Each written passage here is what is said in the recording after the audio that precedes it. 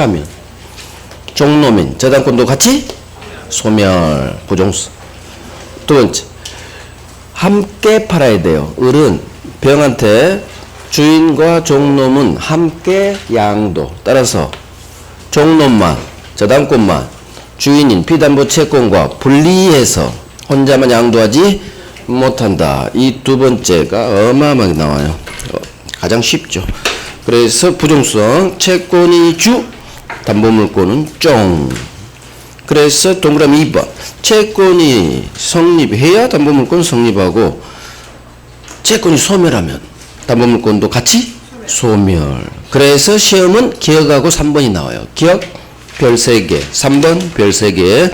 저 위 법조문 2개가 나와요. 기억 저당권으로 담보한 채권이 즉 피담보 채권이 소멸 시효가 완성됐거나 또는 기타 어떤 사유로 채권이 소멸했죠. 중심 잡아요. 채권이 소멸했어. 이 두 단어만 보는 거예요. 채권이 소멸했어. 종놈인 저당권도 같이 소멸. 하나 더 말소 등기 없이 187조. 채권이 소멸했죠. 사망하고 똑같죠. 법률행위 아니죠. 187조. 말소 등기 없이 당연 소멸. 3번이 훨씬 잘 나와요. 3번 저당권은 종놈, 종놈은 주인인 피담보 채권과 분리해서 분리 떴죠? 양도 못해? 못한다로 끝나죠. 또 다른 채권 담보로도 하지 못해? 분리 따로 떼어내서 하지 못한다. 쉽죠. 자, 수반성. 수반성은 직접적으로는 시험 안 나와요. 주인이 팔리면 특별한 말이 없으면 종놈도 함께 붙어서 이전하는 성질. 그 이전적 측면의 부종성이에요. 넓은 의미의 부종성에 속해요. 주인이 팔리면 채권이 넘어가면 특별한 말이 없으면 저당권도 병한테 함께 이전합니다. 그래서 지상권에서도 건물을 팔면 특별한 말이 없으면 지상권도 함께 넘어가고 요역지 땅이 팔리면 지역권은 붙어서 함께 이전. 거기서 나와요. 붙어서 이전. 그쪽 개별 조문에서 나오고 이 자체는 시험 안 나와요. 자, 이제 유치권. 유치권. 의리 카센터 사장님 이제 익숙하죠? 이 그림. 수리비 100만원 수리비 주세요. 안 줘요. 잡아버립니다. 이게 유치권. 반드시 채권이 있어야 되고 수리비든 공사비든 그 다음 이 물건을 반드시 점유해야 돼요. 채권 있어라 점유해라. 그런데 돈을 안 줘. 그러면 저 못 줍니다. 승용차 건물 공사비 줄 때까지 승용차 수리비 줄 때까지 못 줍니다. 인도 거절할 수 있는 권리. 이게 유치권이죠. 자, 유치권은 개념 받고 유치권의 목차, 유치권의 성질, 그 다음에 유치권은 법이 정한 이 요건을 갖췄을 때 성립해요. 유치권의 성립 요건. 그 다음 유치권의 항상 효력, 힘. 어떤 권리가 있고 유치권자한테 어떤 의무가 있는지. 성립요건. 타인 소유 물건이어야 됩니다. 채권이 있어야 됩니다. 이 채권은 변제계 도래 있어야 됩니다. 이 채권은 을에 대한 모든 채권 아니에요. 반드시 점유하고 있는 물건으로부터 발생해야 돼요. 이게 목적물과의 결연성이 있어라. 점유해야 되죠. 채권 있어라 점유해라. 이 두 개가 가장 중요한 유치권의 성립요건. 이 점유는 불법 점유면 안 되죠. 적법한 점유라. 그 다음 마지막 유치권을 배제하는 특약은 없어야 돼요. 엎어. 유치권을 배제하는 특약이 있다면 유치권은 태어나지 않는다. 이 배제 특약은 먹힌다. 마지막으로 소멸. 자, 그러면 이제 교재 보면서 정리해요. 동그라미 1번이 저 법정 유치권의 개념. 유치권이란 타인 물건을 점유한 자가 점유 들어야 돼요. 그 물건에 관하여 생긴 채권일 것. 결연성. 이 채권은 또 변제기에 도달해 있어야 돼요. 자, 그런데 수리비 공사비를 안 준다. 지채권 변제 받을 때까지 이 물건을 유치할 수 있는 권리. 그래서 이제 그림 보면 성질을 바로 나왔네. 아까 그림은 먼저 있었어요. 대상은 건물, 부동산도 되고 동산, 승용차도 되고 또 법조문에 유가증권도 유치권 대상이 된다. 직접적으로 시험 잘 안 나오죠. 자, 이제 성질. 법이 정하면 성립합니다. 법정 담보물권. 이거 직접적으로 시험 안 나와요. 자, 이제 동그라미 2번, 3번, 4번 기억까지 별 3개. 2, 3, 4 기억 별 3개. 유치권은 부종성, 수반성, 불가분성 이 세 가지만 인정. 물상대의성 좀 이따 보겠지만 인정 안 돼요. 자, 그러면 부종성, 수반성 방금 왼쪽에서 봤고, 불가분성이 뭐냐? 불가분성이 그 위 법조문이에요. 법조문. 이거네. 유치권자는 동그라미 3번이죠. 지체권 전부 다 받을 때까지 목적물 전부에 대해 담보물권의 힘이 미치는 성질. 전부예요. 채권 전부 변제받을 때까지 목적물 전부 이렇게 연결돼야 돼요. 그래서 수리비 99만 9천 원 가져왔어요. 1,000원이 부족하대. 그래도 나 못 줍니다. 할 수 있다. 그래서 일부 변제했다고 해서 유치권 일부 소멸하지 않아요. 가분이 아니야. 불가분이야. 가분이 나눠질 수가 없어. 그러니까 전부 다 돈 줄 때까지 목적물 전부의 담보물권의 힘이 미쳐요. 이걸 불가분이라고 해요. 그럼 여기서 나온 판례가 4번 판례죠. 이게 바로 다세대 창호공사 사건. 자, 봐봐요. 의리공사업자 다세대 주택의 창호공사를 맡았죠. 10세대 10세대 공사를 맡았죠. 세대당 1,000만원, 세대당 1,000만원. 그럼 10세대 공사하면 총 공사대금은 1억이에요. 자, 공사하다가 마지막 101호 공사했죠. 그런데 다른 9집, 이 집 포함한 10집이 공사비를 안 줘. 그래서 어쩔 수 없이 공사업자 을은 현재 마지막 공사한 101호를 점거해버렸죠. 유치권 행사. 몸이 하나밖에 없어서 나머지 9집은 잡을 수가 없었어요. 분신술을 못 써, 얘는. 그래서 어쩔 수 없이 101호만 점거. 자, 101호 주인이 돈 갚았어요. 을한테 1,000만원 줬어. 지게 공사비. 얼른 풀어. 나 1,000만원 공사비 줬으니까 빨리 우리 집에서 나가 했죠. 101호 주인이. 을은 나가야 된다, 안 나가도 된다?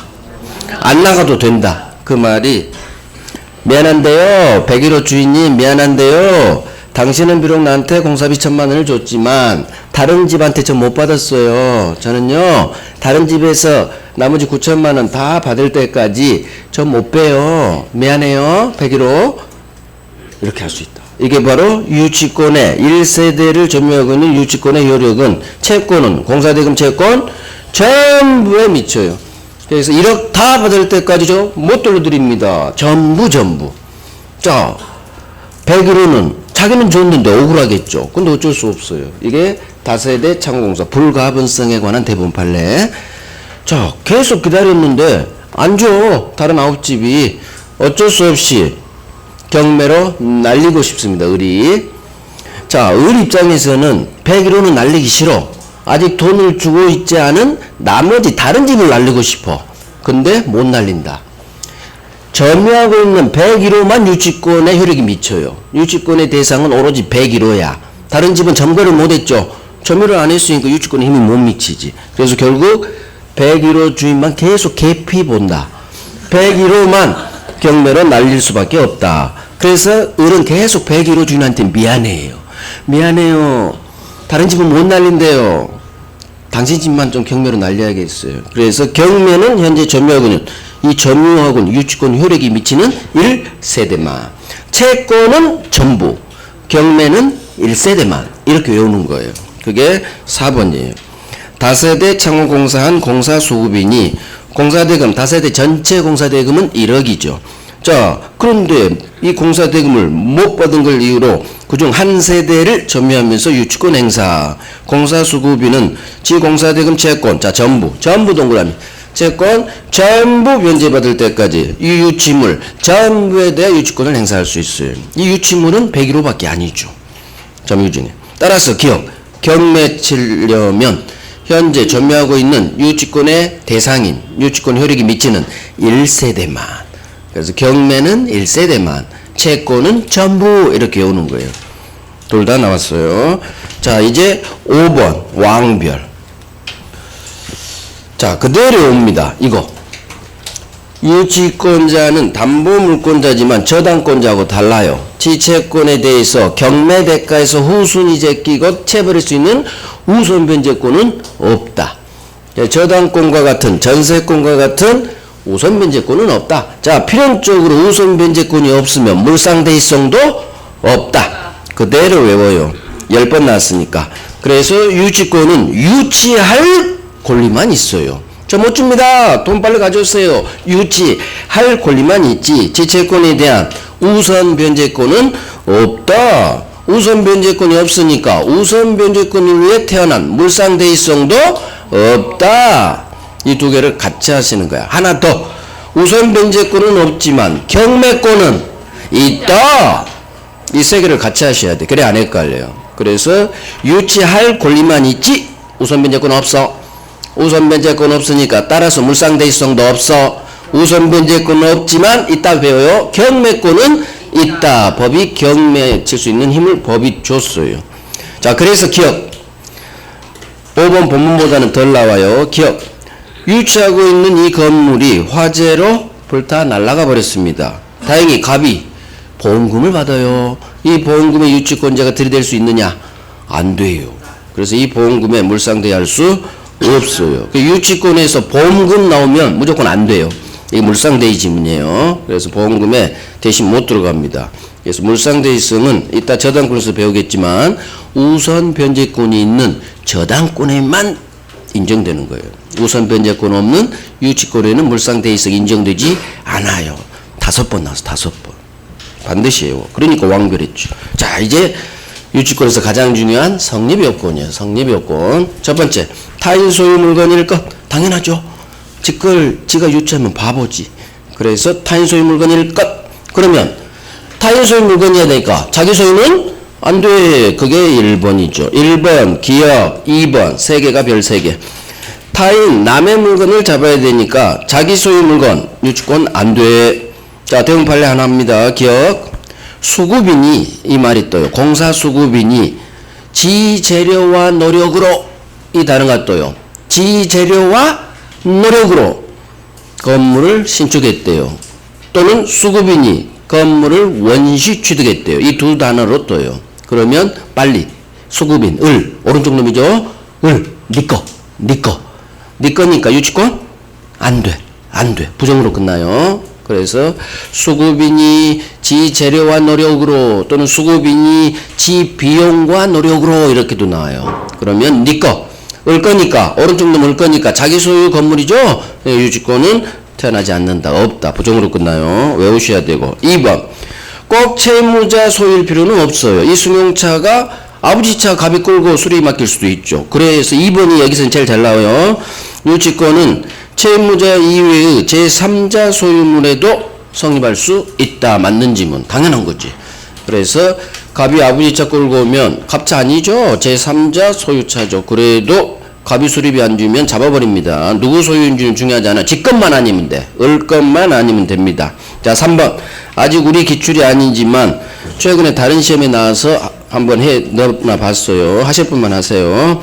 우리 기출 아니에요. 자, 분할이 가능한 토지 일부에 유치권이 성립할 수 있느냐. 자, 대원 판례죠. 원래 토지 일부는 부동산 일부죠. 부동산 일부에 들어오는 물권은 뭐죠? 용익물권이죠. 그럼 유치권은 담보물권이고 원래 안 돼야 돼요. 사용하는 용익물권, 지상지역 전세만 부동산 일부에 가능하니까. 하지만 대부분이 유치권도 일부 잡아버리라 했어요. 외웁니다. 토지 일부에 유치권 태어난다. 대부분 판례. 그래서 토지 일부에 용익물권뿐만 아니라 유치권도 된다. 이제 하나 더 했어요. 유치권도 된다. 유치권도. 토지 일부 유치권 성립할 수 있다. 긍정으로 끝나야 돼요.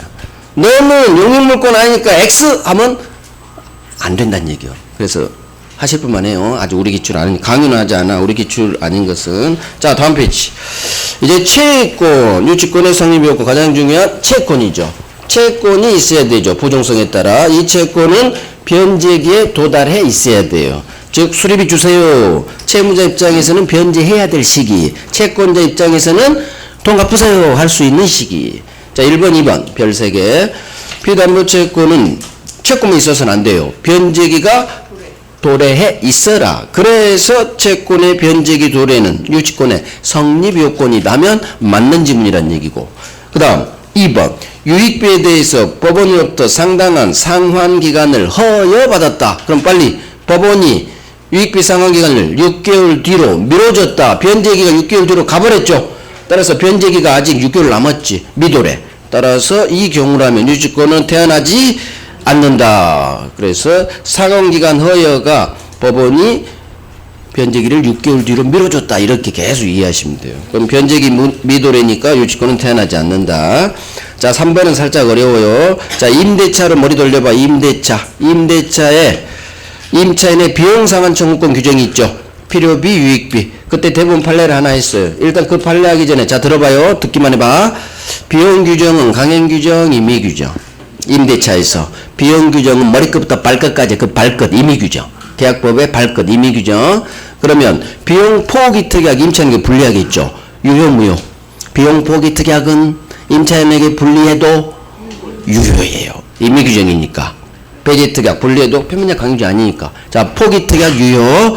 자, 계속 들어봐요. 포기 특약에 관한 대부분 판례가 두 개가 있어요. 그중 하나 원상 복구 특약, 원상 회복 약정. 깨끗이 치우고 가세요 특약. 그거 비용 포기 특약으로 유효. 비용 포기했기 때문에 당신은 비용 달라 할 수는 없다. 제가 거기 왕별하고 외우라겠어요. 그거예요. 3번. 원상 회복 약정이 있는 경우 유익비 비용 상환 청구권에 유치권 들이댈 수 있는지. 자, 태어나는지 생각해봐요. 원래 비용에는 유치권이 태어나야 돼. 근데 이 비용 상환 청구권에 뭐가 있어요?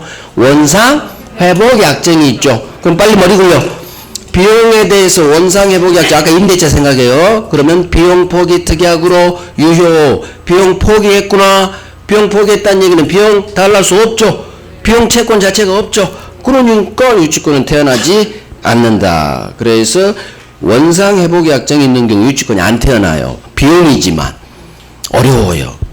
지금같이 머리를 두 번 굴려야 돼. 원상 회복 약정, 비용 포기 특약이다, 유효다. 이걸 끄집어내야 이걸 해결할 수가 있어요. 어차피 임대차에서 해야 돼. 이거 왕별이라. 그래서 비용이지만 원상 회복 약정 있다. 그러면 원상 회복 약정, 비용 포기 특약으로 유효. 비용 포기했기 때문에 비용 채권 자체가 없어. 채권 자체가 없으니까 유치권 부정성에 따라 태어나지 않는다. 어렵죠? 우리 기출이야. 너무 어려워서 박스 문제로 나온 데서 이거 몰라도 답 고르게 구성했어요. 출제위원이 예의가 있었어요. 그래서 몰라도 답 구할 수 있도록.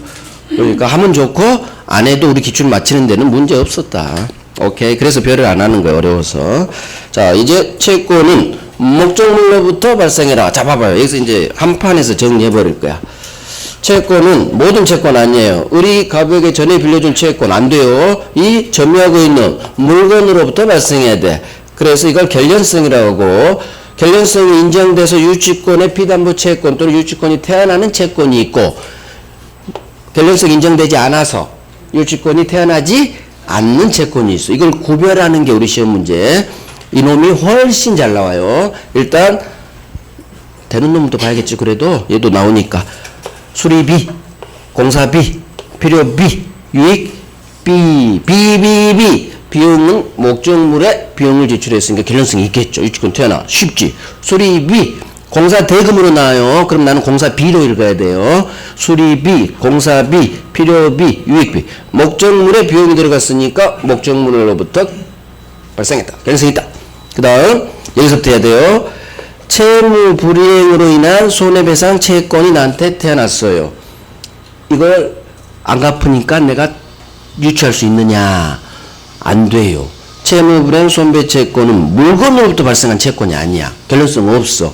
안 태어나요. 하지만 예외가 생겨요. 어떤 채무였느냐? 필요비, 수리비, 공사비와 같은 비용 채무 불이행에 따른 손해배상 채권이라면 손해배상 채권 채무 불이행이 비용 붙었죠? 그럼 B 나오면 무조건 되는 거야. B 나오면. 원상 회복 약정 그거 빼놓고. 그래서 비용 채무 불이행 손배 채권은 유치권 태어난다. 그 다음 손해배상 채권인데 손해배상 채권이 시험에 3개가 나와요. 3개가. 그러면 손해배상 채권인데 가축 물건으로부터 발생한 손해배상 채권. 물건 가축으로부터 발생했죠. 말 제주도 말 사건. 말이 농작물 다 먹어버렸죠. 옆집 뛰쳐나와서. 그래서 그 밭 주인들이 말을 잡았지. 이 말로부터 손해가 발생했으니까. 그래서 목적물로부터 발생했다. 가축으로 나와, 가축. 그래서 인정됩니다. 자, 이제 안 되는 놈. 임대차에 있어서 임차인의 주인에 대한 보증금 주세요. 보증금 채권. 임대차 계획에서 발생한 거지. 임차 목적물로부터 발생한 건 아니에요. 이 법률 관계에서 발생했지. 그래서 보증금 안 돼요. 권리금도 마찬가지. 임차인의 권리금 반환 채권 안 돼요. 이 두 놈이 어마무시하게 나와요. 13번 나왔어요. 13번. 두 놈 합쳐서 7, 6, 7번, 6번. 제가 다 씌워봤다니까? 다 씌워봤어 저는. 30년 기출을 7번, 6번. 제 컴퓨터는 다 있어요. 30년 기출이. 그 순서를 딱 정리해놔. 쉬어. 너 몇 번 나왔니? 7번, 6번. 유치권에서 가장 많이 나온 게 얘예요. 보증금 안 돼. 권리금 안 돼. 세 번째, 매매대금 안 돼. 매매비가 아니잖아. 공사대금은 공사비지만 물건에 공사 들어갔지만 매매는 물건에 매매 들어간 게 아니지. 그래서 보증금, 권리금, 매매대금 다 금이야. 금. 금은 비가 아니기 때문에 유치권 태어나잖아요. 건축자재 매매대금, 부속물 매매대금 이렇게 나와요. 건축자재 매매대금, 부속물 매매대금 안 돼. 그다음 마지막이죠. 계약매입신탁. 우리 실명법에서 계약매입신탁에서 신탁자 갑의 수탁자에 대한 내 돈은 줘야지. 매수자금은 돌려줘야지. 네가 소유권 먹은 데 그게 있어요. 부당이득 반환 채권. 이것도 매신탁에서 태어난 거지. 이 물건으로부터 발생한 건 아니에요. 그래서 결연성이 없어서 인정 안 되는 놈. 그래서 인정되는 놈, 안 되는 놈, 안 되는 놈, 특히 세 놈, 보증금, 권리금, 매매대금 무조건 부정으로 끝나요. 성립하지 않는다. 피담보 채권이 될 수 없다. 행사할 수 없다. 그런 식으로. 이걸 딱 정리한 게 1번, 2번이죠. 자, 결연성이 인정되는 거. 기억, 니은, 디귿 3개가 별 3개. 수리비, 니은, 맨 오른쪽. 공사, 비, 찾아냈어. 디귿, 필요비, 유익비, 비비비. 유치권이 태어납니다. 될 수 있다. 다 긍정으로 끝나야 되고.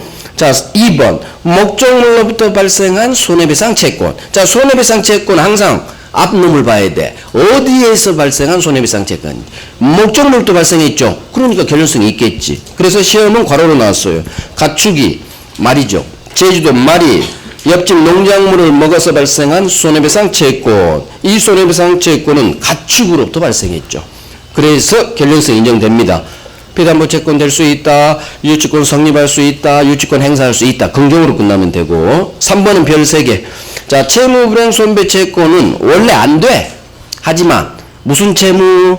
비용 채무불이행이라면. 비용 채무불이행이라면. 즉 수리비 채무 이렇게 나와요. 필요비 채무불이행 이렇게 나와요. 비용 채무 이렇게 안 나와. 필요비 채무불이행. 수리비 채무불이행 이런 식으로 나와요. 유익비 채무불이행. 그럼 빨리 B를 거기서 찾아내고 비용 채무불이행 손배 채권은 유치권이 태어난다. 이거 원 비용 채권의 연장으로 봐요. 그래서 비용 채권, 비용 채무, 비용 채권 태어나죠? 그러니까 비용 채무불이행 손배 채권도 연장된 걸로 봐서 태어난다. 피담보 채권이 된다.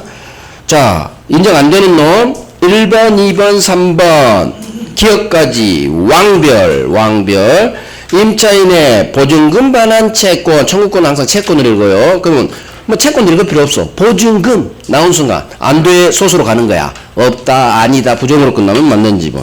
2번 권리금 이것만 찾아내면 돼. 권리금 안 돼. 3번 매매대금 건축 자재를 매도한 자는 그 자재로 건축된 건물에 대해 자신의 매매대금 채권을 담보하기 위해 유치권 행사할 수는 없다로 끝나죠. 왜? 건축 자재 매매대금이니까. 저기 매매대금에서 매매가 빠진 지문도 있어요. 그러면 건축 자재 매도죠. 거기서 건축 자재 내가 매매를 넣어서 읽는 거야. 건축 자재 대금이 건축 자재 매매대금이거든요. 매매가 없어. 헤매지 마시고 건축 자재 매도했죠? 그러니까 건축 자재 대금은 매매 대금이에요. 그 다음 기억 임차인 에어컨 사세요 행사했죠. 부속물 매수 청구. 그러면 에어컨에 대한 매매 계약이 성립하고 매매 대금이 발생하겠죠. 부속물 매매 대금 채권이에요. 그래서 매매 대금 채권을 끄집어내면 매매대금은 안 돼. 없다. 부정으로 끝납니다. 그래서 이 세 개, 보증금, 권리금, 매매대금 나오면 무조건 없다. 아니다. 부정으로 끝납니다. 결연성 없다. 자, 4번. 계약매입 신탁의 신탁자 갑은 을 소유권 먹는 대신 내가 준 5억은 줘야지. 이게 바로 매수자금에 대한 부당이득 반환 채권이에요. 자, 우리 안 줘. 수탁자가. 그러니까 이 토지를 점유하고 있던 중 잡아버릴 수 있느냐? 유치권 태어나지 않습니다. 행사할 수 없다로 끝나요. 이유 결연성이 없어요. 그래서 계약매입 신탁에서 부당이득 반환 채권 나온 순간 B가 없잖아. B가 비용 채권이 아니니까 태어나지 않습니다. 이런 식으로 단어로 외우는 거예요. 자, 5번 채무 불이행으로 인한 손해배상 채권 이것도 결연성이 없어요. 그래서 태어나지 않습니다. 오케이. 이제 점유로 갑니다. 적법한 점유해야 돼요. 적법한 점유. 자, 동그라미 1번. 점유는 유치권의 성립 요건이자 전속 요건이다. 전속 요건이 무슨 말이느냐? 계속 너는 이 승용차를 점유하고 있어라 그 말이에요. 살아남기 위한 유치권이 전속하기 위한 요건 나오면 무조건 계속 가지고 있어라 그 말이에요. 따라서 점유를 상실하면 유치권은 바로 소멸해버려요. 그래서 점유는 유치권의 성립 요건이자 전속 요건. 계속 점유하고 있어야 돼요. 자, 오른쪽. 점유는 항상 세트. 직접 점유든 간접 점유든 똑같은 점유입니다. 여기서 시험은 항상 간접 점유가 나와요. 자, 봐봐요. 우리 승용차를 유치 중. 카센터가 너무 좁다는 얘기죠. 수리 못 받아서 이 승용차를 자기 카센터에 한쪽 구석에 놨는데 손님차가 너무 많이 오니까 이놈이 자리를 차지하고 있지. 그래서 옆집 A한테 A야 손님 승용차인데 네 집에 좀 보관 좀 하자. 이게 물건을 맡기는 계약, 임치 계약, 둘치예요. 위임에서 둘치, 임치 계약을 맺어요. 그러면 A가 직접 점유자가 되고 유치권자 을은 간접 점유. 괜찮아요. 그래서 옆집 제3자와의 점유 매개 관계를 통한 간접 점유는 유치권 성립 유지하는데 아무 지장이 없어. 그런데 옆집의 승용차를 맡기지 않고 갑한테 맡기죠. 갑이 꼬셨죠. 우리 집에 맡겨. 우리 집 엄청 넓어. 돌려달라는 게 아니야. 맡기라는 거야. 임치 계약을 한 거예요. 채무자한테 맡긴 순간, 즉 채무자를 직접 점유로 하는 간접 점유는 무조건 안 돼. 안 돼. 외웁니다. 채무자를 직접 점유 나온 순간 안 돼. 채무자를 직접 점유하는 순간 스스로는 부정. 안 돼. 그래서 옆집에 맡겨야지. 제3자한테 맡겨야지. 그게 2번이죠. 2번 별 3개 기업 왕별. 자, 점유는 간접 점유라도 상관없는데 모두 포함하는데 이건 제3자와의 점유 매개 관계의 간접 점유예요. 즉 옆집 A죠. 3자한테 맡겨야지. 기업 왕별. 유치권자가 채무자를 직접 점유 이거 나온 순간 안 돼요. 채무자한테 승용차가 간 순간 끝나버려요. 유치권은. 그래서 채무자를 직접 점유하는 간접 점유의 경우에는 유치권은 성립하지 않는다. 있던 것도 소멸한다. 가장 중요하죠. 작년에 나왔네요. 자, 3번. 순서는 중요하지 않아요. 먼저 점유하다 나중에 채권이 발생했든 채권이 먼저 발생하고 나중에 점유가 들어왔든 유치권은 똑같이 성립한다. 그래서 유치권은 채권하고 점유 이 두 개가 나중 들어왔을 때 유치권이 성립되는 거예요. 나중. 채권 점유면 점유 들어왔을 때, 점유 채권이면 채권 변제기 들어왔을 때 이런 식으로 두 개만 들어오면 이상 없다. 순서는 중요하지 않다. 자, 4번 별 3개. 법조문 제2항. 점유가 불법 행위로 인한 경우라면 유치권은 성립하지 않는다. 쉽죠? 불법 점유자한테 권리 주지 않는다. 불법 점유자한테 유치권이라는 본권 주지 않아요. 그래서 점유는 적법해라. 목차가 적법한 점유일 거 불법 점유 안 돼. 자, 이 불법 점유와 관련해서 기억님 판례 2개가 있습니다. 이거 판례는 범죄 흔적을 찾아내면 돼요. 범죄 흔적 찾아봐요. 기억.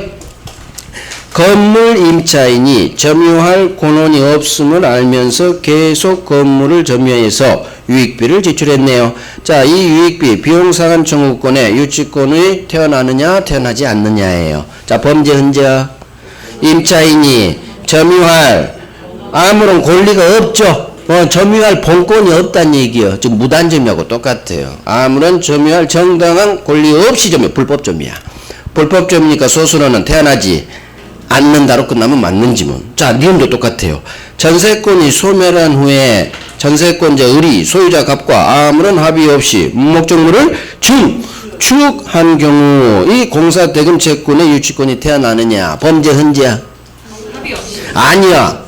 소멸이지. 소멸. 이게 첫 번째 봐야 되죠. 전세권이 소멸했으니까 더 이상 영유물권적 권력이 소멸했지. 따라 사용을 못하죠. 그런데 합의를 해줬으면 모를까. 범죄정 두 개예요. 먼저 소멸 이걸 봐야 되고 합의해줬으면 또 괜찮지. 하지만 합의 없이 무단 증축이죠. 그래서 소멸한 후 적법한 사용 권한이 없죠. 그래서 이 두 개가 점유할 권리가 없구나 기억 잡고는 전세권이 소멸해서 더 이상 사용 권한이 없는데 합의 없이 증축했구나. 너한테는 권리 주지 않겠구나. 유치권 주지 않겠구나. 이렇게 한번 제대로 느껴버리면 끝나요. 오케이. 자, 그래서 별을 안 하는 거야. 자, 5번 별 3개. 입증이죠. 항상 입증이 어려워요. 자, 입증은 이렇게 해버립니다. 괄호를 외워요. 우리 점유권으로 가봐요. 점유에는 권리적법 추정법 조문이 있죠. 점유하고 있으면 당신 권리는 적법한 걸로 봐드릴게요. 물론 동산에만 작동돼요. 동산. 하지만 여기서는 그냥 점유하면 적법한 걸로 추정된다.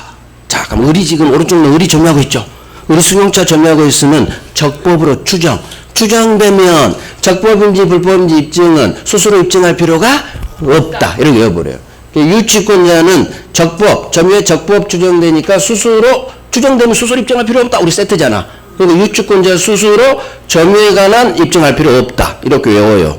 그래서 유치권자 스스로 내 점유가 불법 아님을 지가 증명할 필요는 없다. 이렇게 끝나면 맞는 지문이야. 자, 그러면 이렇게 외워서 할 수도 있고 우리 시험 지문이 이거예요. 유치권자 스스로 점유가 불법 행위로 인한 것이 아님을 증명할 필요는 없다. 이게 만약 나왔다고 해봐요. 그럼 내가 안 해왔어. 그래서 한번 찍어봐야 돼. 그럼 증명이니까 입증에 찍는 걸로 찍는 거야. 불법 아니죠. 소극적 사실이죠. 불법 아니니까 소극적 사실 내가 어떻게 입증해? 그래서 맞는 지문으로 찍는 거예요. 만약에 유치권자가 지점유가 불법이 아님을 증명해야 한다. 이렇게 X지문 났다고 해봐요. 그러면 불법 아님을 증명해야 된다.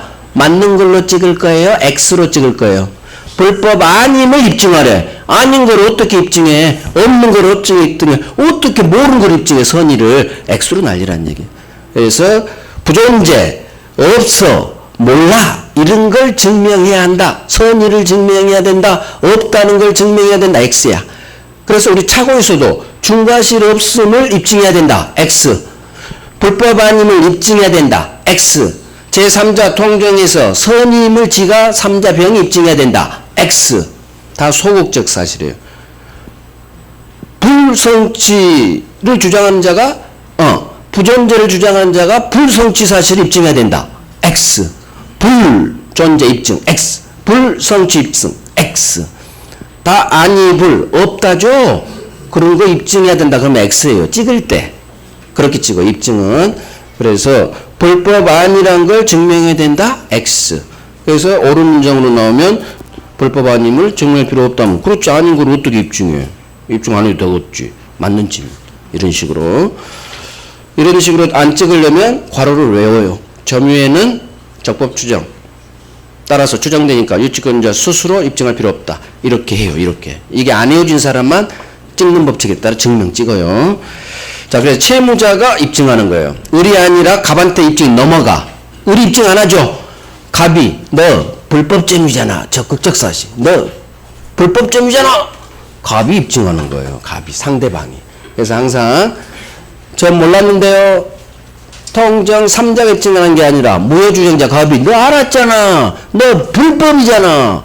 상대방이 적극적 사실 입증하는 거예요. 소극적 사실 수수료 입증하는 게 아니에요. 불법 아니라는 걸 입증할 필요 없어. 이유 입증을 못하니까 힘드니까. 오케이. 자, 입증이 항상 어렵죠. 자, 이제 5번 유치권 배제 특약은 없어야 돼요. 유치권 배제 특약은 없어야 돼요. 그 얘기는 엎어봐요.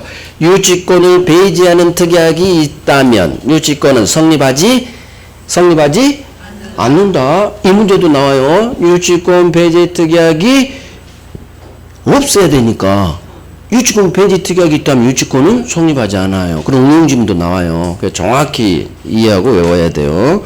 자, 그래서 1번 별 3개 유치권 성립을 배제하는 당사자 갑과 을 간의 특약은 먹힙니다. 배제 특약 유효. 그래서 유치권은 법이 정한 담보물권이지만 배제할 수가 있어요. 결국 배제할 수 있다는 얘기는 뭐 시험에 나오지는 않지만 유치권은 강행유증이 아니란 얘기야. 막말로. 응? 배제할 수 있죠? 그런 거 나온 게 아니에요. 이거밖에 안 나와. 배제 특약 유효라고. 자, 그래서 이제 판례 하나가 기억이 나오죠. 유치권 포기 특약, 유치권 배제 특약 같은 말이에요. 이 포기 특약의 효력은 특약의 당사자인 갑을 뿐만 아니라 제3자도 이 특약 주장할 수 있다. 이게 바로 어떤 사건이에요? 제3자도 주장할 수 있다. 포기 특약. 역시 강의를 많이 안 들었어. 왔다 갔다 강의 많이 들었으면 바로 업태어날 텐데. 신랑, 남편.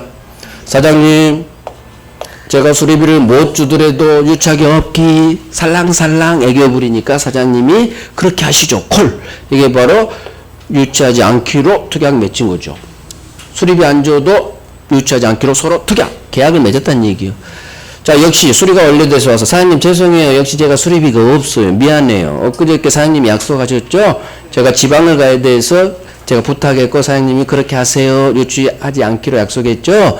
죄송해요. 제가 지방 갔다 와서 내일 꼭 수리비 100만 원 드릴게요. 했죠. 근데 사장님이 배신 때렸지. 안 됩니다. 수리비 줄 때까지 못 줍니다. 특약을 위반한 거예요, 사실. 그러니까 감녀가 이분이 사장님한테 따지기는 그렇고 전화했지.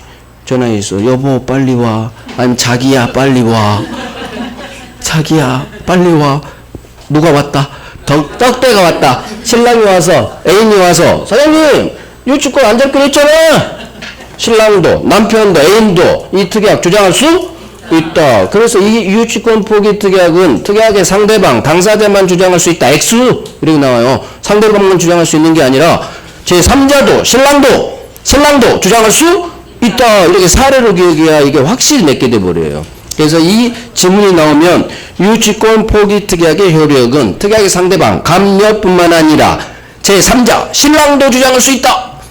이렇게 이 지문을 읽으면 이 사례를 기억하시라는 얘기예요. 그래서 특약의 상대방만 주장할 수 있다. 이렇게 나와요. 그럼 X지문이 돼요. 이게 옳은 지문으로 나오고 X지문 나와. 그래서 별 3개죠. 기억도. 그래서 1번하고 기억 별 3개예요. 그래서 제3자도 유치권 포기 특약 효력 주장할 수 있다. 3자 이 지문이 넣으면 그래 신랑, 남편, 애인도 이 특약 주장할 수 있다. 자, 지금까지 본 게 유치권의 성립 요건 되게 잘 나와요. 되게. 유치권은 한 문제 아니면 두 문제도 꽤 나와요. 10번에 한 4번은 두 문제가 나와. 그래서 유치권은 제가 별을 많이 박는 게 기출이 많이 됐어. 두 문제 많이 나와요. 그래서 열심히 해봐요. 유치권은 한 만큼 점수 나와요. 그렇게 이론이 어려운 건 좀 전에 입증 같은 거 그것만 있지 나머지는 그런 대로 할만해요. 자, 유치권 효력, 유치권자의 권리 의무 여기도 잘 나오죠. 자, 한번 봐봐요. 유치권자 권리는 5개예요. 근데 이 5개를 외울 필요는 없어요. 그냥 익숙해지면 돼요. 그 다음 유치권자의 의무는 2개예요. 이런 거 외우는 게 아니라 이게 유치권자에게 있겠다 그런 느낌 정도면 돼요. 2차 과목하고 민법은 달라요. 외워서 처리 그렇게 잘 안 내요. 이해를 했는지 과연 이 권리가 있는지 그걸 알면 풀 수 있어요. 민법은. 하지만 2차 과목은 달달달 외워야 돼. 왜? 걔들은 논리가 없잖아. 논리가 없어. 그냥 막 외워야 돼. 2차 과목은. 그러니까 막 뭐 머리 글자도 따고 막 죽어라 외우는 거지. 근데 민법은 그렇게 외운다고 점수를 나오게끔 출제를 안 한다고. 민법 출제는 읽고 있다 없다를 골라내는 거잖아요. 있다 없다 싸움이잖아. 그러니까 중심 잡고 이놈한테 이 권리가 있는지 없는지 그것만 계속 훈련하는 거야. 중심 잡고 있다 없다. 그래서 2차 공부하는 방법하고 1차 특히 민법 공부하는 방법 완전히 달라. 많이 달라요. 근데 무조건 막 외우려고 접근하니까 민법 점수가 안 나오는 거야. 읽으면 뭔 소리인지 몰라. 지문이 어렵거든. 민법 지문도 길고 막 지문 읽다가 막 돌아버리지. 2차는 지문 읽다가 돌아버리는 건 등기법밖에 없어. 나머지 과목은 내가 몰라서 틀리는 거지 이해가 안 돼서 막 문장이 어려워서 틀리는 건 아니거든요. 근데 민법은 돌아버려. 읽는데 뭔 소리인지를 몰라. 그래서 민법은 계속 이해하려고 노력하고 중심 잡고 이놈한테 권리가 있는지 없는지. 민법은 그래서 있다부터 싸움이 할 수 있다? 권리가 있는 거고 할 수 없다? 그놈한테 권리가 없는 거예요. 그래서 민법은 중심 잡고 이놈한테 이 권리가 있는지 없는지 있다부터 싸움이요. 자, 유치권의 권리. 유치할 권리 당연히 있겠죠. 이해란 얘기요. 그렇지. 유치할 권리 있지. 그럼 이런 건 어느 정도 외워야 되죠.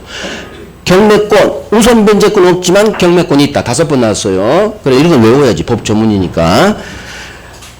이 의미를 이해하시란 얘기야. 이걸 외우라는 게 아니라 간이 변제 충당권이 뭔지를 이해하시란 얘기야.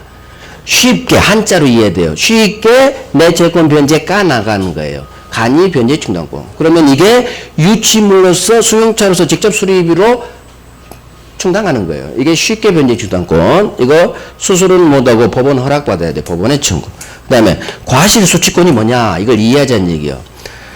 건물을 공사 미력금 임차하고 유치하고 있는데 생각해보니까 이거 세 주면 보증금도 들어오고 매달 월세가 들어온다는 얘기지. 그러니까 우리 갑하고 협의하는 거예요. 마음대로 임대를 못하니까. 갑 이거 세 줘서 보증금하고 월세 받잖아. 그거 빨리 내 채권 1억에 한 6개월이면 1억 되겠네 월세 해서 월세 수채에서 지채권 1억 채권 변제 까나가는 거예요. 이게 과실수취권이라고 나와요. 그 다음에 점유하면 유치권자 점유하고 있잖아요. 유치물 건물 점유하면 항상 비용이 발생해요. 왜? 보일러가 꼭 고장나 필요비 꼭 인테리어 하고 싶어. 그래서 점유하는 사람한테 비용이 발생하는 거예요. 필요비 유익비는 실비니까 당연히 인정되겠죠. 그러니까 비용은 따로 열 필요 없고 무조건 다 인정돼요. 유일하게 인정 안 된 놈이 전세권자 필요비. 이놈만 인정 안 돼. 나머지 모든 도둑놈 악의 점유자한테도 필요비 유익비 인정되잖아요. 도둑놈한테 뒤걸리 주는데 유치권자한테 왜 안 주겠어? 그래서 비용은 다 인정된다. 됐어. 이거 이해하면 그래. 유치권자 월세 줘서 지채권 변제 까나간다고 했어. 과실수취권. 그 다음에 쉽게 이 의미를 이해하면 그래. 승용차 SK 검색해보니까 100만 원밖에 안 되더라. 그래서 이놈이 안 오는구나. 그래서 이 수명차로서 내 수리비 채권 변제에 충당해야지. 이게 쉽게 변제 충당하자. 간이 변제 충당권. 그래서 다음 중 유치권자의 권리가 아닌 것은 그러게 나오면 유치할 권리 당연히 있을 거고 경매권 이거 외워야 되고 확실히 외워야 되고 그래 이거 기억나. 간이 변제 충당권 있었던 것 같아. 그 다음에 그래 이걸 보는 순간 그래 월세 받아서 까나가기로 했지. 과실수취권 비용은 당연히 있겠지. 즉 이 의미를 정확히 이해하고 하면 굳이 뭐 머리째 따서 경관과비 제가 이런 식으로 예전에 했거든. 그렇게 안 해도 된다는 얘기야. 경관과비 해본 순간 안 들어 매달아 도망가는 거야. 그 민법을 이 위주로 공부 방향을 잡은 게 아니라 단순 암기로 잡겠다는 컨셉이거든. 그럴수록 지문을 읽어도 이해가 안 가. 이제 이런 문제는 거의 나오지도 않아. 옛날에 나왔지. 그래서 유치할 권리 있어. 경매권 외워야 돼요. 워낙 중요하니까. 우선 변제권 없지만 경매권은 있다. 그래서 이놈이 5번 나온 거야. 우선 변제권이 없으니까 경매권 없다. 이렇게 장난치거든. 있어요. 간이 변제 충당권, 과실수취권, 월세 받아서 까나가는 거. 비용은 당연히 있겠지. 자, 유치의 의무 이것도 이해하면 돼. 수용차든 건물이든 집가 아니지. 집가 아니니까 조심스럽게 선량한 관리자로 관리 좀 해줘라. 이게 성관지음이 있을 거고 남의 물건 조심스럽게. 그 다음에 값 승낙 없이 이 수용차를 막 사용하면 돼요 안 돼요? 안 되지. 승낙 없이 사용하거나 대여 빌려주거나 담보 제공 못하겠죠. 그래서 그렇지 당연하지. 집가 아니니까 조심스럽게 관리해야 되고 값 승낙 없이 가스 사장님 벤치를 하고 지가 막 타고 다녀버려. 부인 벤치야 도양 한번 갔다 와 빌려주고 하면 안 되겠죠. 안 되는 거야. 당연한 거지.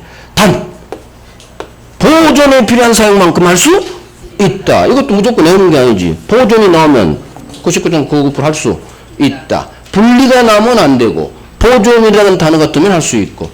그래서 이게 유치권자 권리 5개, 의무 2개요. 오케이. 이걸 기반으로 이제 지문 속에 더 몇 개를 더 하는 거예요. 첫 번째, 유치할 권리. 그럼 유치할 권리가 뭐냐? 수익 줄 때까지 못 줍니다. 인도 거절할 수 있는 권리. 직접적으로 시험 안 나오죠. 자, 2번 별 3개. 기억, 니은, 왕별. 자, 이거 봐봅니다. 먼저 그림부터 봐봐요. 갑, 을. 그림 봐요. 을이 공사비 1억 때문에 건물을 유치하고 있는 중. 그림을 이해를 해야 돼요.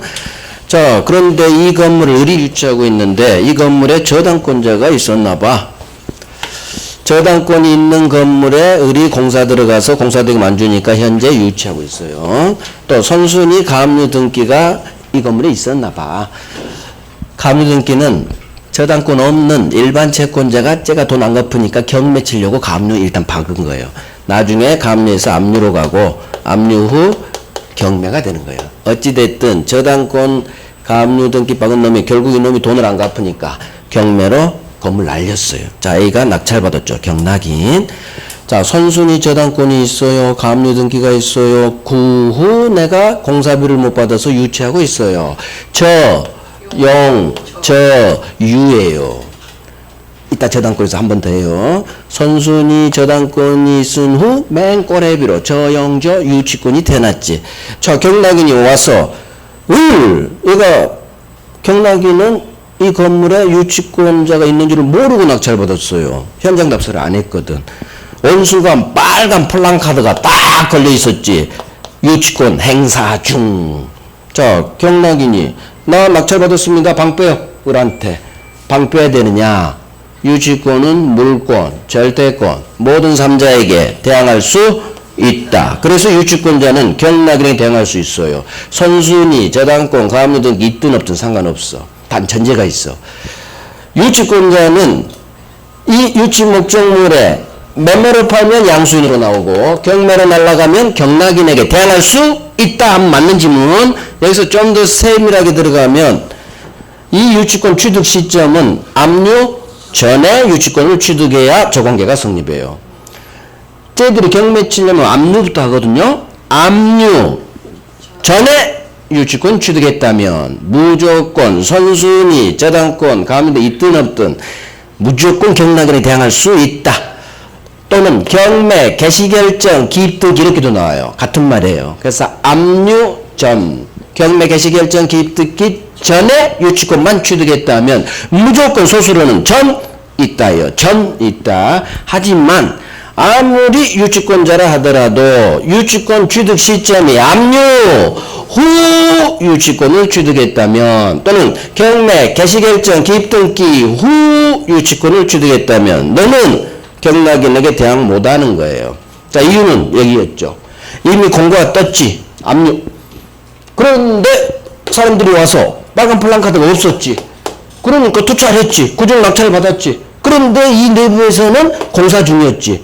그래서 압류 공고 뜬 후 나중에 공사 완료, 공사비 안 주니까 유치권 잡아버렸죠. 즉 압류 후 유치권이 태어났다면 이미 이 경매 참가로 온 100명의 우리 국민들은 유치권자가 없는 걸로 알고 경매에 참가했다는 얘기죠. 그래서 얘들 신뢰, 경매 절차의 안정성 때문에 당신이 참아. 당신은 늦었어. 압류 후라 이미 사람들이 유치권 없다는 걸 알고 투찰했기 때문에 이 경락인의 신뢰를 보여야 되니까 당신은 경락인에게는 대항할 수 없다. 유치권은 취득해요. 성립해. 단 대항만 못해. 대항만. 그래서 이게 바로 유치할 권리에서 이게 한 문제짜리로 뜬다. 한 문제짜리로. 한 문제짜리로. 박스 문제로. 아니면 이제 이론으로도 나오고. 자, 그래서 갑니다. 2번. 유치권의 이 목적 부동산이 제3자에게 양도됩니다. 자, 그러면 유치권자는 이 양수인 또는 경락인 제3자에게 대항할 수 있다. 일단 별세개요. 3자에게도 대항할 수 있어요. 팔렸든 경매 날라갔든.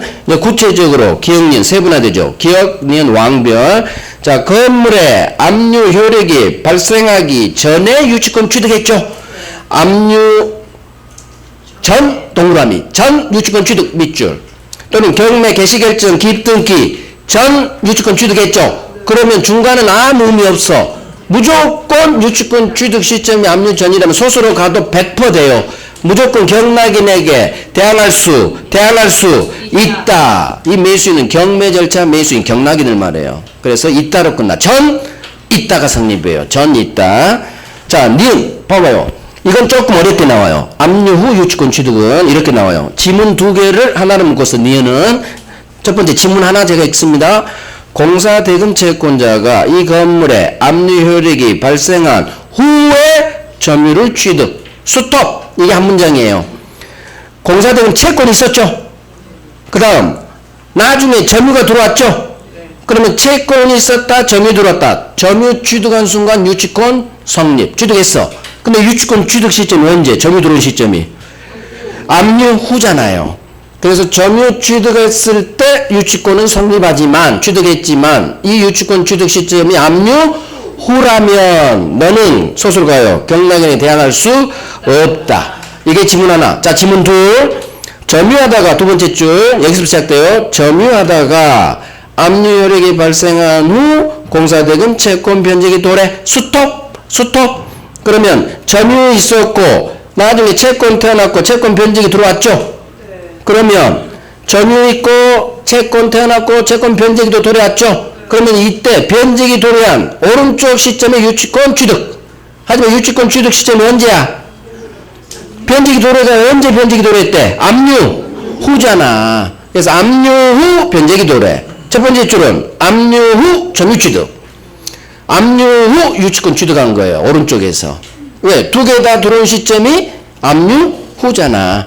첫 번째 줄은 채권이 먼저 있고 나중에 점유 들어온 거고 두 번째 줄은 먼저 점유가 있었고 나중에 채권이 들어온 거고 어찌됐든 두 가지 모두가 좀 두 번째 들어왔을 때 유치권이 성립 취득하는 거죠.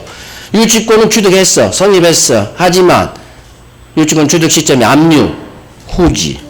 따라서 압류 후라면 경락인에게 대항할 수 없다. 그래서 후 없다.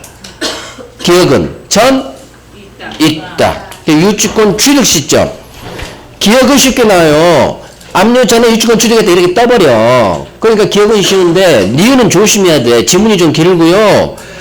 압류 후에 둘 중 하나가 들어온다고. 점유가 나중에 들어오든 채권이 나중에 압류 후에 들어오든. 그러면 유치권 취득 시점이 나중이잖아요. 유치권 취득이라는 5글자가 안 뜰 때도 있다고. 유치권 취득 이 5글자가 니은에서는 안 뜨는 지문도 있어. 우리 시험 지문에. 그럼 내가 계산해야 돼. 봐봐. 첫 번째 다시 읽을게요. 공사대금 채권자가 채권이 있었죠. 자, 채권 왔어. 건물에 압류 효력 발생한 후에 점유를 취득한 경우 이자는 경락인에게 이렇게 가버린다고 지문이. 그러면 내가 계산해야 돼. 압류 후 점유 취득. 아, 너는 점유 취득한 순간 유치권 취득했구나. 하지만 유치권 취득 시점이 압류 후구나. 압류 후니까 너는 경락인에 대항할 수 없다로 끝나야겠구나. 이렇게 머리 써야 된다고. 이해됐죠? 그래서 제가 자꾸 채권, 점유 이 두 개를 계속 얘기하는 게 이 두 개가 들어온 시점에 유치권이 태어나거든요. 잘해봐요. 니은. 오케이. 그래서 유치권 취득 시점이 압류 전이다. 무조건 경락인에 대항할 수 있다. 하지만 니은 유치권 취득 시점이 압류 후다. 그러면 경락인에게 대항할 수 없다. 자, 3번까지. 유치권자는 경매로 날아가면 경락인에게 저 못 줍니다. 갑한테 공사비 받을 때까지 인도 못합니다. 인도 거절만 해야지. 경락인한테 네가 돈 갚어. 채권 변제를 청구할 수는 없죠. 이유를 알아야 돼. 오지 말고. 자, 경락인한테 네가 공사비를 갚어 할 수 없어요. 이유? 지 채무자 아니니까. 갑한테 공사비 달라고 해야지. 경락인은 채무자가 아니에요. 채무자 아닌 제3자한테 돈 갚어 할 수는 없는 거야. 이거 이해하면 더 이상 용언이 안 해도 돼요. 그렇지. 경락인은 채무자가 아니니까 얘한테는 좀 못 줍니다. 유치권 행사만 해야지. 채권 행사는 안 되죠. 그래서 유치권 행사와 채권 행사는 별개인 거예요. 그래서 유치권 행사만 해야지. 채권은 제 채무자인 갑한테 공사비 달라고 해야지. 경락인한테 공사비 달라 할 수는 없다. 오케이. 자, 하나만 더 할게요. 4번. 자, 소송이 들어오면, 자, 갑이 우리 공사비로 유치권 행사 중인데 갑이 건물 반환 청구 소송을 제기했어요. 그러면 항상 소송에 들어오면 을은 유치권자는 가만히 있으면 안 돼요. 가만히 있으면 판사님이 잘 알아서 해주겠지. 천만에 만만에 그냥 줘버려요. 주장해야 돼요. 저는 유치권에 대해서 지금 건물 안 돌려주고 있는 겁니다. 유치권 주장 항변을 해야 법원은 판단. 자, 주장해서 받아들여졌다. 그럼 어떤 판결이 나오느냐? 우리 계약법 동시행 항변권에서 했어요. 서로 상환해서 이행하세요 라는 상환 이행 판결이 나와요. 그러면 상환 이행 판결을 이해를 해보자는 얘기요. 상환 이행 판결이 뭐냐? 방금 이렇게 나와요. 당신은 공사비 안 줬잖아. 당신은 공사비 줘. 대신 당신 건물 돌려줘. 이렇게 서로 갑은 공사비 안 준 공사비 주시고 당신은 건물 돌려주시고 서로 상환해서 이행하라. 갑이 소송을 제기한 사람을 원고라고 해요. 소송을 당한 사람을 피고. 그러면 소송을 제기한 원고는 건물 반환하라 소송을 제기했죠. 그런데 판결문이 건물 반환하라 나왔어. 근데 너도 돈 줘 나왔죠. 서로 하겠으니까. 그러니까 소송 제기한 원고는 전부 승소, 전부 패소도 아니고 절반은 이기고 너는 줘라 했으니까 공사비 줘라 했어요. 절반은 진 거예요. 그래서 상환 이행 판결은 절반은 이기고 절반은 패소한 일부 승소, 일부 패소가 나와야 맞는 지문이고 전부 패소 X, 전부 승소 X예요. 전부는 무조건 X야.